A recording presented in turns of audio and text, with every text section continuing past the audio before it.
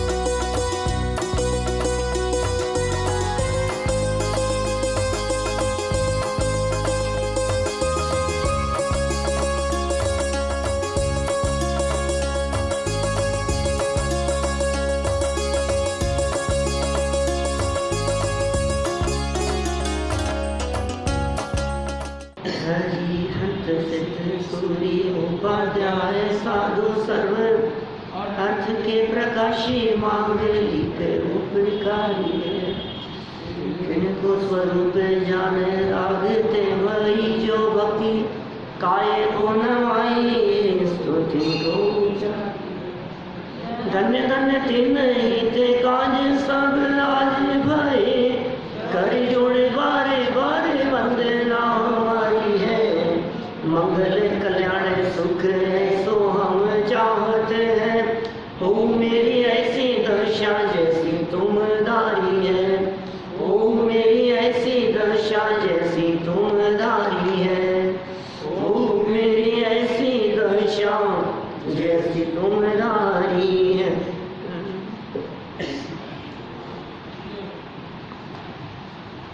क्षत्र चूड़ामणि नामक इस ग्रंथ के आधार से आत्मा के कर्तृत्व की चर्चा हम विगत दिनों से कर रहे थे और चर्चा को आगे बढ़ाते हैं हम सीधा त्यागी धर्मात्माओं के भेद बता रहे हैं। पेज नंबर है 323। त्यागी धर्मात्माओं के दो भेद, माने दो प्रकार के त्यागी होते हैं, दो प्रकार के धर्मात्मा होते हैं। कौन कौन से और क्या स्वरूप है उनका, ये यहाँ 19 नंबर श्लोक में बता रहे हैं। पर त्याग कृतो सांगारा अगारिण गात्र मात्र धना पूर्वे सर्व सावध्य वर्जिता। क्या पर वस्तु के त्याग करने वाले एक अनगार मुनिराज, सानगार सानगारा, अनगार कहते हैं मुनिराजों को। अनगार कहते हैं गृहस्थी का जिन्होंने त्याग कर दिया है, जिन्होंने घर गृहस्थी छोड़ दी है, वे अनगार कहलाते हैं। तो सानगारा माने एक अनगार मुनिराज और दूसरे गृहस्थ। एक अनगार मुनिराज हो गए और दूसरे हुए गृहस्थ श्रावक। ज्ञेया जानने चाहिए।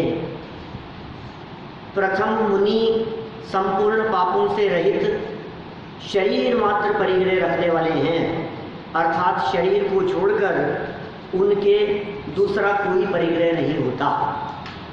देखिए बहुत सरल शब्दों में, स्पष्ट शब्दों में ये बात कह रहे हैं कि दो प्रकार के त्यागी हैं, एक ग्रह त्यागी अनगार मुनिराज और दूसरे त्यागी हैं श्रावक। माने मुनिराज भी त्यागी हैं और श्रावक भी त्यागी हैं। तो जो मुनिराज त्यागी होते हैं वे तो सर्व प्रकार के परिग्रहों के त्यागी होते हैं। परिग्रह ही नहीं, सर्व प्रकार के पापों के त्यागी होते हैं। मुनिराज के जीवन में किसी प्रकार का पाप नहीं होता। मुनिराज के जीवन में किसी प्रकार की हिंसा नहीं होती। मुनिराज किसी भी प्रकार का झूठ नहीं बोलते। मुनिराज के रंच मात्र चोरी नहीं है, कुशील का भाव नहीं है और किसी भी प्रकार का परिग्रह नहीं है।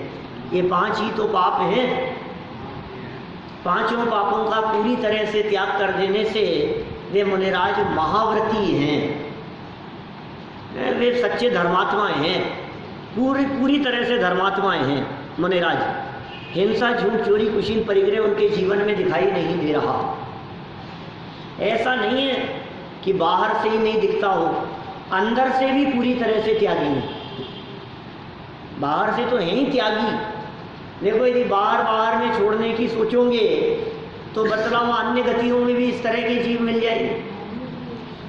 हम आपसे पूछते हैं, जो अहेमेंद्र हैं 16 स्वर्ग के ऊपर, वो कोई हिंसा नहीं करते, झूठ नहीं बोलते। उन्हें इंद्रों के, अहेमेंद्रों के चोरी करने का कोई काम नहीं है। अरे इंद्र अहेमेंद्र भी चोरी करें तो फिर साधारण आदमी का क्या होगा? वो क्या चोरी करेंगे? उनके कुशील नामक पाप नहीं होता। सब नियम से ब्रह्मचारी होते हैं और परिग्रह भी धीरे धीरे बहुत कम हो गया है ऊपर के स्वर्गों में। तो क्या पाप है फिर उनके? ये कह रहे हैं भाई बाहर में हो चाहे नहीं हो, लेकिन अंदर से छूटा है, वे हमारे मुनिराज हैं। ठीक है। फिर दूसरे कौन? बोले दूसरे हैं श्रावक। तो मुनिराज के कोई तो परिग्रह होगा कि हाँ, तन मात्र ही है परिग्रह, शरीर ही जिनके परिग्रह है। देखिए नीचे सरल अर्थ, पर वस्तु का त्याग करने वालों के 2 भेद होते हैं, एक मुनिराज, दूसरा श्रावक। माने धर्म 2 प्रकार का होता है।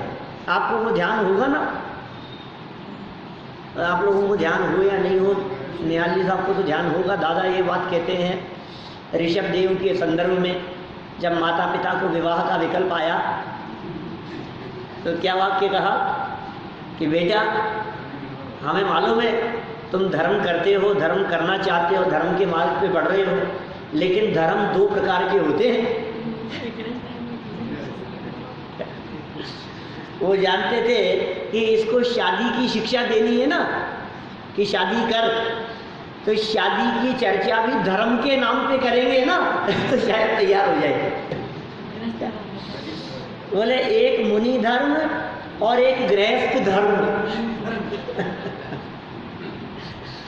माने मुनि अवस्था में तो धर्म है ही, सारा जगत कहता है, लेकिन गृहस्थ दशा में भी धर्म होता है। अरे यद्यपि विवाह करना धार्मिक कार्य ना हो, तथापि विवाह पूर्वक भी धर्म ध्यान हो सकता है। चतुर्थ गुणस्थान की भूमिका में, पंचम गुणस्थान की भूमिका में, वहाँ भी धर्म संभव है। तो यहाँ 2 तरह के त्यागियों की, 2 तरह के धर्मात्माओं की बात कही, एक मुनिराज धर्मात्मा और एक श्रावक धर्मात्मा। जो समस्त पाप और परिग्रह से रहित होते हैं वे मुनिराज हैं, और उनके पास शरीर के अतिरिक्त बाह्य परिग्रह नहीं होता। ये सब पीछी कमंडल होते हैं ना उनके। तो मूल श्लोक में तो यही बात कही, विशेषार्थ भी खोल दिया उसे। मुनिराज के पास अहिंसा का उपकरण पीछी और शुद्धि का साधन कमंडल और ज्ञान का सहायक शास्त्र ही होता है। फिर भी इन वस्तुओं के प्रति उनकी आसक्ति नाम मात्र की भी नहीं रहती, क्योंकि कोई उन्हें उठाकर भी ले जाए तो वे मना नहीं करते। ले जा तो ले जाइए, तू क्या करेगा बता? पीछी कमंडल ले जा करके यदि तू मुनि बने तो बहुत अच्छी बात है, और शास्त्र ले जा करके यदि तू पढ़े तो अच्छी बात है, कोई बात नहीं, वे उसे मना नहीं करते। माने पीछी कमंडल और शास्त्र, इन 3 के अलावा चौथा परिग्रह मुनिराज के पास में नहीं होता। 6 डाला की छठी डाल में इस बात को बतलाते हुए बहुत सुंदर 2 लाइनें दी है। शुचि ज्ञान संयम उपकरण, शुचि ज्ञान संयम उपकरण, लखी के गहे लखी के धरे। माने मुनिराजों के जीवन में शुचि का उपकरण क्या? कमंडल, ज्ञान का उपकरण शास्त्र, और संयम का उपकरण पीछे। शुचि ज्ञान संयम उपकरण, ये 3 ही उपकरण है उनके पास में, बाकी कोई उपकरण नहीं होते। लाइट वाइट नहीं होती, मोबाइल नहीं रखते। तो ये क्या है? असल में चश्मे के संदर्भ में बहुत विवाद जैसी स्थिति है, इसलिए वो चर्चा ना ही उठाएं तो अच्छा है, क्योंकि प्रवचन सार में एक अनिषिद्ध उपाधि की चर्चा आई है, और उस चर्चा में कुछ विद्वानों का मत है कि यदि वो अध्ययन के लिए है, शास्त्र स्वाध्याय के लिए है, तो वो निषिद्ध नहीं है। उपाधि माने परिग्रह, अनिषिद्ध है वो। एक ये चर्चा कुछ विद्वानों का मत है इस तरह का। और दूसरा एक पक्ष यह है कि यदि चश्मा रखते हैं तो बहुत तरह की परेशानियां हैं चश्मा रखने से। उसमें बहुत तरह के चैलेंजेज आएंगे चश्मा रखने में।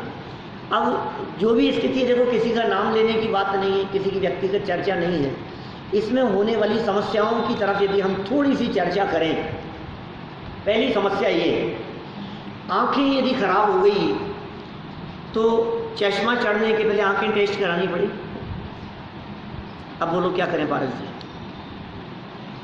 हम डॉक्टर के यहाँ जाएं आंखें टेस्ट कराने के लिए, या डॉक्टर अपनी मशीनें लेकर के हमारे यहाँ आए हमारी आंखें चेक करने के लिए, मशीनें लेकर के, है ना?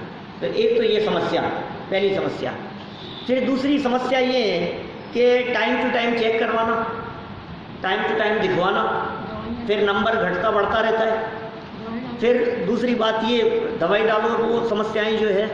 इसके अतिरिक्त एक बड़ी समस्या ये आती है उसमें कि हम जैसे गृहस्थ ही जब एक चश्मा रखते हुए पार नहीं पड़ती, 2 रखते हैं, एक यदि टूट जाए तो दूसरा चाहिए, नहीं तो दूसरा बंद करके आएगा, तब तक क्या करेंगे? और डॉक्टरों का इस तरह का अभिमत है, रिसर्च है इस तरह की, मैंने पढ़े हैं ऐसे आर्टिकल, कि एक बार जिसने चश्मा लगाना शुरू कर दिया फिर चश्मा हटता नहीं है। आप यदि नहीं लगाते हो ना तो उतरने के चांस है नंबर, और लगा लिया तो फिर वो स्थिर हो जाएगा। चश्मा इसलिए लगाया जाता है कि नंबर और न बढ़ जाए। संयम का उपकरण तो नहीं है, ठीक है ना? देखो क्या होता है, क्या होना चाहिए। मैं पहला पक्ष आपको कह चुका हूँ, मैं इसका विरोध भी नहीं कर रहा हूँ और समर्थन भी नहीं कर रहा हूँ। मेरी स्थिति इस पक्ष में, इस मुद्दे पर बहुत न्यूट्रल है ना? लेकिन मैं आपको समस्याएं बतला रहा हूँ। और दूसरा पक्ष जो एक हमारे राकेश जी जैसे विद्वानों का है, राकेश जी नागपुर वाले जैसे विद्वानों का, वो कहते हैं कि कोई दिक्कत नहीं है रखें तो, ऐसा उनका अभिमत है।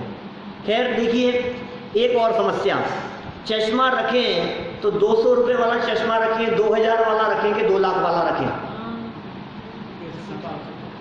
जिससे काम चल जाए। मेरी चश्मे की दुकान है और मैं ये चाहता हूँ कि महाराज मेरी दुकान का रखें। क्या मेरी भावना है कि मैं उनको भेंट करूँ, और मेरी भावना है हल्के से हल्का नहीं, महंगे से महंगा उनको दूँ। बोलो, मैं प्रैक्टिकल बात कह रहा हूँ भाई, आपसी चर्चा कर रहे हैं अपन लोग। हम किसी की निंदा नहीं, किसी की आलोचना नहीं, किसी के बारे में कोई चर्चा नहीं। मुझे मालूम भी नहीं कौन लगाता है कौन नहीं लगाता है, ध्यान भी नहीं है मेरे को। कैसे लगाएंगे, कैसे लगाएंगे बताओ मेरे को। पहले तो इस तरह के साधन भी नहीं थे, पहले तो इस तरह की सुविधाएं भी नहीं थी। फिर दूसरी बात, आप ये कह रहे हो कि साहब इससे ढंग से देखा जाता है, इससे ढंग से शोधा जाता है, शोध करके आर लिया जाता है। सो सब बातें तो देखो कहने की है। और आप ये कहें कि आंखों पे चश्मा होगा तो मुनिराज अच्छे से पढ़ पाएंगे, अरे मुनिराज शास्त्र पढ़ने वाले नहीं, मुनिराज शास्त्र लिखने वाले होते हैं। मुनिराज का शास्त्र पढ़ पढ़ करके स्वाध्याय की जरूरत नहीं है। मुनिराज का स्वाध्याय तो अंदर से होता है। तो बहुत तरह की बातें हैं। मैं कहता हूँ कि मेरी भावना है, मैं अपनी दुकान से 2 लाख का चश्मा बना करके मुनिराज को देना चाहता हूँ। क्या करेंगे? और फिर उसको संभालो, फिर उसको संभाल करके रखो, फिर आराम करते समय उसको रखो, ढंग से संभाल करके उसके केस में रखो, उठा करके ले जाए, और महंगा हो तो चोरी चला जाए, उसकी चिंता है, उसकी आकुलता है। कपड़े से करेंगे, चश्मा साफ करेंगे तो किससे? कपड़े से। केस में कपड़ा आता है ना। हाँ, तो खैर देखिए, बहुत तरह की बातें हैं, कोई बात नहीं। आपने चर्चा उठाई, इतनी तो मैंने कोई बात कही, चर्चा का विषय नहीं है। हाँ ऐसा, अरे ये तो सारे शास्त्रों में लिखा है, एक जगह नहीं है। इसके तो 20 प्रमाण है, इसके तो सारे श्रावकाचार ग्रंथों में प्रमाण है। ये तो हमारे समाधि और संलेखना के प्रकरणों के अंदर महत्वपूर्ण प्रकरण है। ये तो आप भगवती आराधना से लेकर के आप जहाँ जहाँ ये प्रकरण उठा करके देखो, सब जगह पर आपको इस तरह का प्रकरण मिलेगा। उपचार नहीं। और फिर बात तो यही हो गई ना कि डॉक्टर आकर के इलाज कर रहा है, मान लीजिए, तो फीस नहीं ले रहा है आपसे, सेवा भाव से कर रहा है। तो आप कोई महंगी चीज ले तो रहे हो ना, आप किसी व्यक्ति से गिफ्ट तो ले रहे हो ना। चश्मा श्रावक ने ला करके दिया मान लो, तो आपने गिफ्ट ले ली ना उनसे एक प्रकार से, भले ही 200 रुपए की ली हो चाहे 2000 की ली हो, लेकिन आपने वो गिफ्ट ले ली। लेकिन ये पीछी कमंडल और शास्त्र ऐसी चीजें हैं जिनकी सुरक्षा की जरूरत नहीं। हाँ, होती नहीं है, होती नहीं है। अंदर में जहाँ संयम होता है ना, दृढ़ता से, वहाँ ये तो कमजोर लोग न टीवी देखते हैं। बोल अच्छा, मैं आपसे कहता हूँ, यदि आप मेरे को चश्मे की परमिशन देते हो तो मेरा एक प्रश्न ये है, मेरा नहीं जो दूसरे लोगों का है, कि कान खराब हो जाए तो मशीन लगाएं कि नहीं? सुनने में दिक्कत है थोड़ी सी। क्या थोड़ी सी विचारणीय बात है भाई। देखो विशेषार्थ, देखो विशेषार्थ भगवान क्या कहते हैं। मुनिराज के पास अहिंसा का उपकरण पीछी, शुद्धि का साधन कमंडल और ज्ञान का सहायक शास्त्र ही होता है, फिर भी इन वस्तुओं के प्रति उनकी आसक्ति नाम मात्र की भी नहीं रहती। इनके प्रति आसक्ति रंच मात्र भी नहीं, क्योंकि कोई इन्हें उठाकर भी ले जाए तो वे मना नहीं करते। उठा के ले जाए तो ले जा भैया, तेरे काम आया तो ले जा। देखो, मुनि धर्म धारण करना सबके बस की बात नहीं है।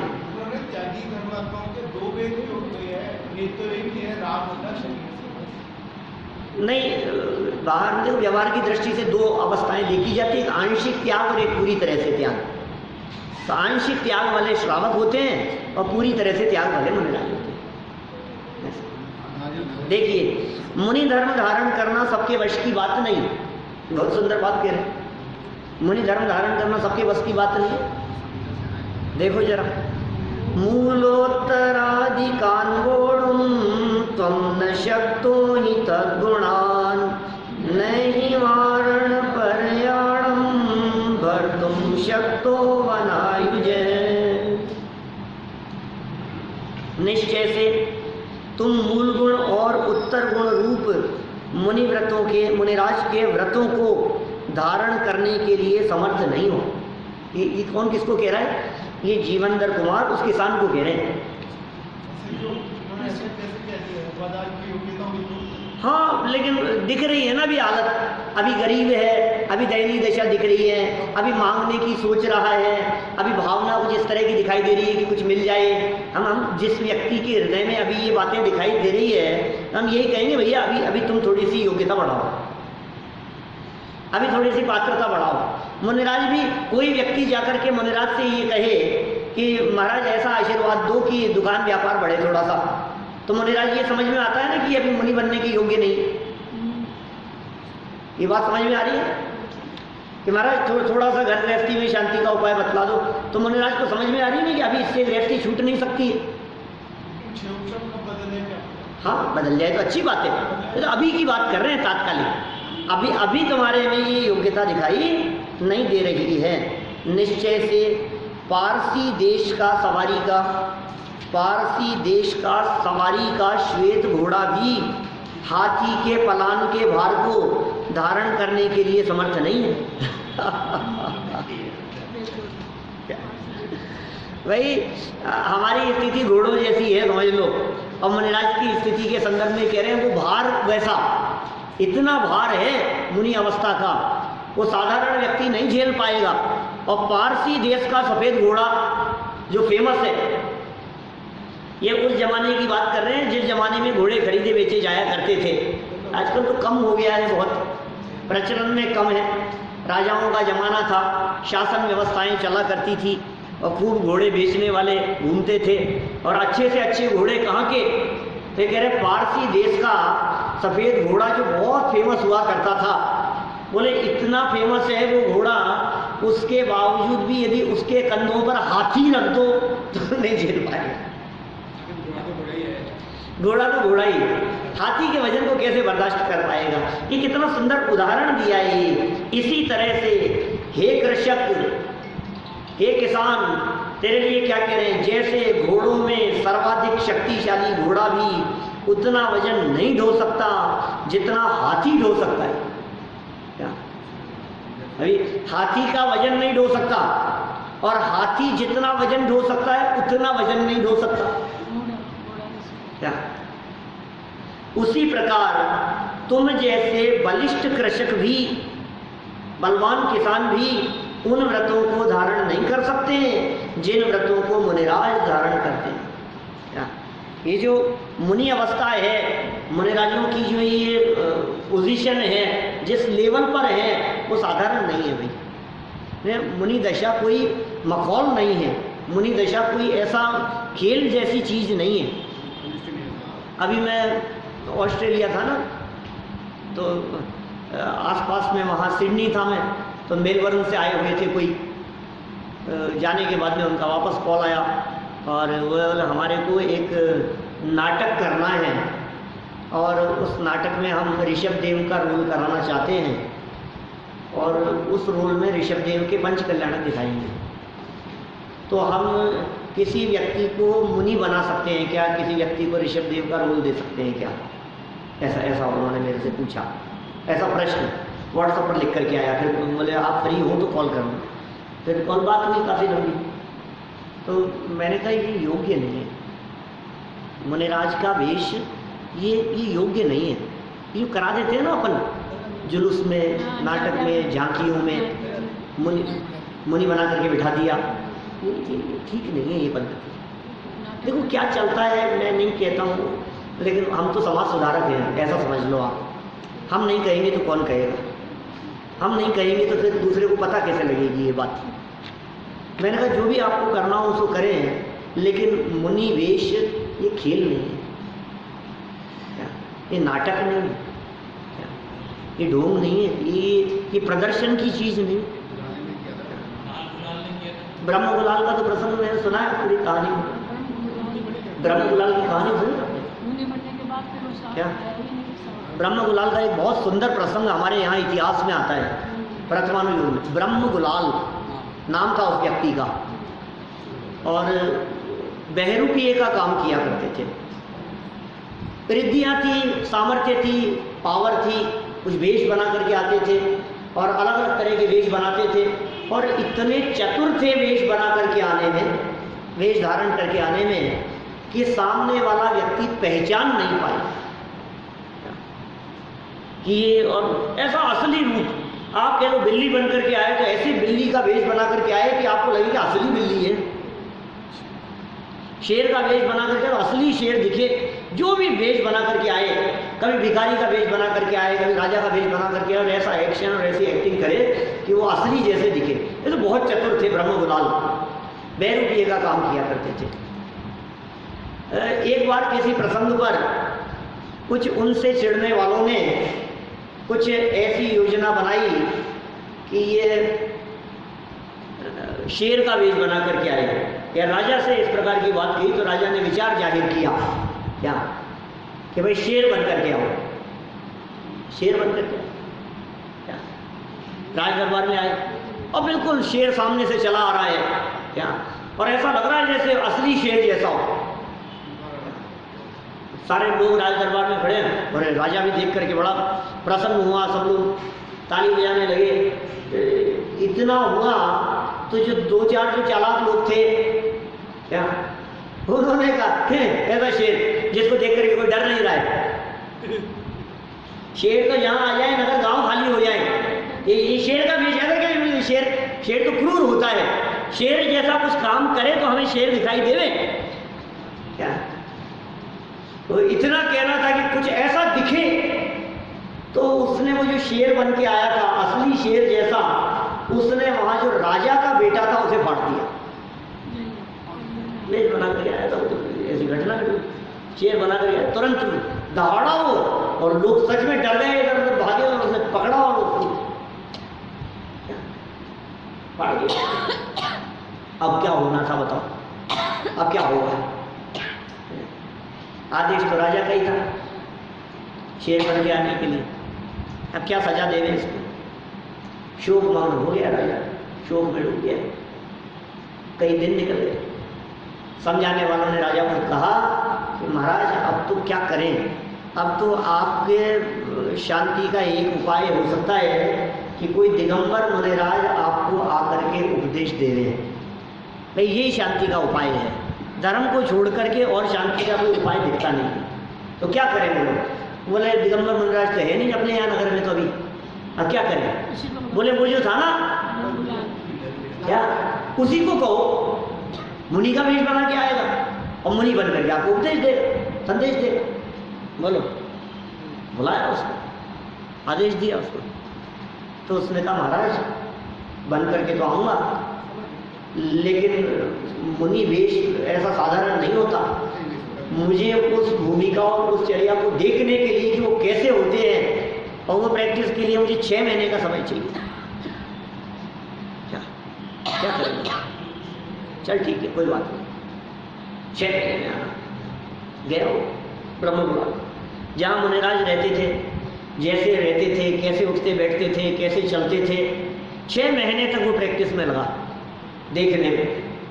मुनिचर्या कैसी होती है, कैसे आहार के लिए जाते हैं, कैसे 4 हाथ जमीन देख करके चलते हैं, उनकी चलने की वृत्ति किस तरह की होती है, उठते बैठते, क्योंकि सब चीज़ सीखनी पड़ेगी गहराई से। सर्दी में कैसे रहते हैं, गर्मी में जो भी परिस्थिति थी, ठीक है, सीखा उसने। और 6 महीने बाद में मुनि वेश धारण करके आया। तो जब वो मुनि वेश धारण करके आया तो पूरे नगर में माहौल बन गया। और देखो मुनिराज राज दरबार में जब वो कदम बढ़ा करके आया तो देखने लग गए लोगों ने, कहा कि अरे ऐसा लग रहा है सच में हमारे वीतरागी संत कैसे होते हैं, हमारे मुनिराज कैसे होते हैं क्या। और सबने बहुत प्रसन्नता व्यक्त की, मुनिराज के प्रति अहोभाव व्यक्त किया। बोले मुनिराज कोई उपदेश हमारे लिए, बहुत सुंदर उपदेश दिया उसने, संदेश दिया मुनिराज को, जिससे वो सारा जितना शोक में 6 महीने से डूबा हुआ था, पुत्र के वियोग में जो तड़प रहा था, सब अत्यंत शांति मिली। बस रोल पूरा हो गया, शांति मिल गई। राजा ने निर्देश दिया कि भाई तुमने बहुत अच्छा पार्ट किया और तुम्हारा ये उपकार हम भूल नहीं सकते हैं, और अब तुम जाओ और हम तुम्हें इनाम देना चाहते हैं, इनाम देंगे। बोले महाराज ये आखिरी वेश था, अब वेश नहीं बदला जाएगा। ये वो वेश है जो वेश एक बार धारण करने के बाद में छोड़ा नहीं जाता। ये तमाशा नहीं है, मैं यहाँ नाटक करने के लिए आपके पास में नहीं आया हूँ। ये दिगंबर मुद्रा और ये दिगंबर वेश ऐसा वेश है जो एक बार धारण कर लिया, अब ये छोड़ करके हम जगत के जीवों को क्या संदेश दे रहे हैं कि ये छोड़ने की चीज है, ये त्याग कर देने की चीज है, ये दिखावे की चीज है, ये नाटक है। आपको मालूम है, एक बार जो व्यक्ति जिस पद पर चले जाता है, जगत में लोगों की श्रद्धा उस व्यक्ति के नाम से उसी पद के अनुरूप हो जाती है। ये अरुण गोविल याद आ गया, रामायण वाला। जिस जमाने में अरुण गोविल, नहीं इससे अच्छा कोई उदाहरण हो नहीं सकता। और ये तो अभी बोले हैं मैंने 10 दिन पहले यही उदाहरण दिया था उनको, यही बात कही थी मैंने जब रामायण यहाँ आया करती थी, सन 90 के आसपास की बात होगी, और उस समय अरुण गोविल जिसने राम का पार्ट किया था क्या, और वो उसको टीवी की स्क्रीन पर जब लोग देखते थे तो लोग उसको बिल्कुल ऐसा ही समझने लगे कि ये भगवान राम है,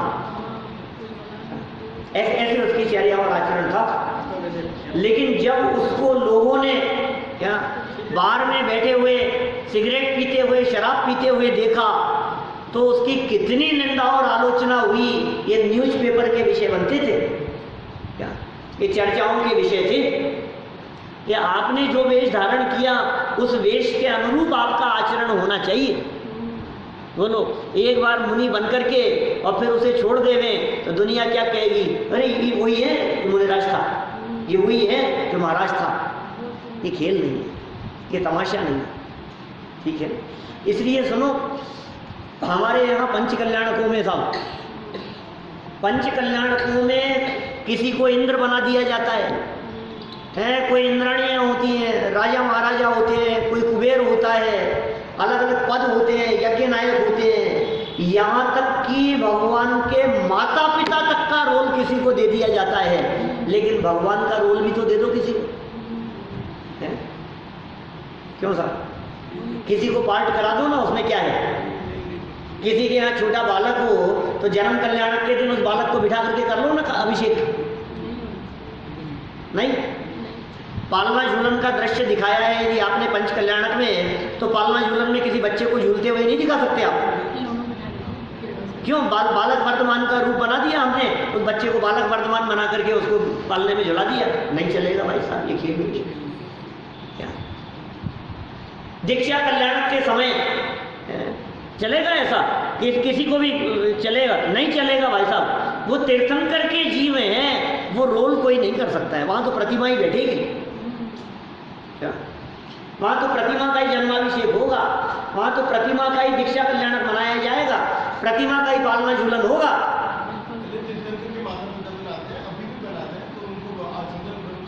हाँ, होता ही होता है, अभी भी होता है ऐसे। बोले देखो, सारे रोल हो सकते हैं, तुम भगवान का रोल नहीं कर सकते क्या। उसमें पूज्यत्व का व्यवहार है, आप समझ रहे हैं। जो श्रद्धा के विषय हुआ करते हैं, जिनमें पूज्यत्व का व्यवहार होता है, वो नाटकीय पार्ट के विषय नहीं होते, वो नाटक के विषय नहीं होते। हाँ, जो भी रात्रि भोजन आदि का जो भी जिस तरह के नियम संयम जो वो लेते हैं, इंद्र आदि बनते हैं, लेकिन उनमें पूज्यत्व का नहीं है। इंद्र को कोई अर्घ नहीं चढ़ाएगा, इंद्र कोई पूजनीय नहीं है। उनके बाल दर्शन करके माता पिता यदि कोई बने तो कोई पूजनीय नहीं है। लेकिन ये तो भगवान है क्या, ये तो गृहस्थ, ये इसको भगवान जैसे कैसे माना जा सकता है। ये पक्ष रखा है मैंने, लेकिन समाज में क्या चलता है, जो कुछ भी चलता हो, अब हम किसके बारे में क्या करें, ठीक है ना। तो समझने की बात है। देखो, ये बात कहाँ से उठ गई थी मुझे नहीं मालूम, भूल गया मैं तो। लेकिन ये मुनि अवस्था जो है, ये जो मुनि अवस्था है, ये मुनि अवस्था बहुत जिम्मेदारी भरा काम है और साधारण नहीं है ये चीज़, और हर किसी के बस की बात भी नहीं है। मुनि बनने के लिए पहले 3 बातें अपने आप में चेक करना। मुनि बनने के पहले ये बात इन्होंने कही, पंडित टोडरमल जी ने, क्या मोक्ष मार्ग प्रकाशक ग्रंथ में। मुनि बनने के लिए 3 शर्तें लगाई उन्होंने। ये नहीं कि मेरा भाव बन गया और मैं जाकर के दीक्षा ले लूँ और दे दी गई दीक्षा, नहीं। 3 चीज़ें। नंबर पहली, मुनि भूमिका के योग्य वैराग्य का होना। अब वैराग्य ही नहीं है, देखा देखी में ले ली, किसी ने दबाव डाल दिया ले ली, ऐसे काम नहीं चलेगा। अंदर में वैराग्य परिणति होनी चाहिए, अंदर में संसार शरीर भोगों के प्रति विरक्ति का भाव होना चाहिए। अंदर में वैराग्य की परिणति ना हो तो आप ले मत लेना, तुम बेइज्जत करवाओगे उस पद को, पहली शर्त। नंबर 2, मुनि भूमिका के योग्य ज्ञान का होना। एक वैराग्य हो गया, दूसरा ज्ञान। यदि ज्ञान नहीं है तो क्या दिक्कत है, मुनि बनने के बाद कर लेंगे। अरे मुनि बनने के बाद कर लोगे, कोई आकर के तुमसे पूछेगा मुनिराज कर्म कितने होते हैं, बोले यार कर्म वर्म मुझे नहीं पता। अरे बोले गुणस्थान कौन से होते हैं, यार मेरे को नहीं पता यार ये सारी बातें। तो बेइज्जती नहीं है उस पद की, उस पद की गरिमा के योग्य आप में ज्ञान की विशेषता होनी चाहिए, इतना अध्ययन इतना अभ्यास होना चाहिए। दो बातें हो गई। नंबर 3, मुनि भूमिका में उस पद का निर्वहन करने के लिए परिचय सहने की सामर्थ्य होना। उपसर्ग तो आएंगे जो आएंगे,